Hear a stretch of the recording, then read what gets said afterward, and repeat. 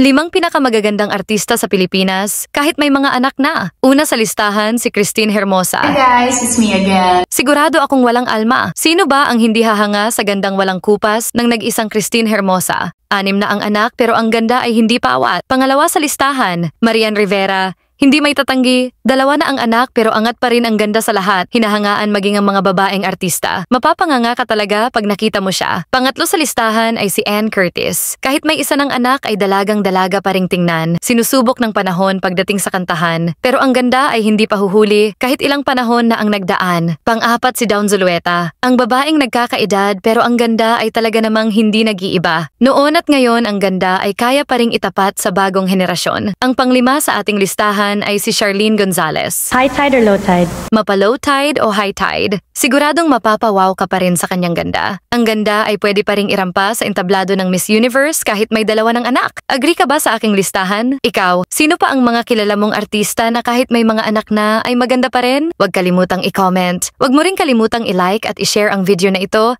at mag-subscribe sa aking channel para sa iba pang magagandang content. Panoorin ang iba ko pang content. Maraming salamat at magandang araw kaibigan.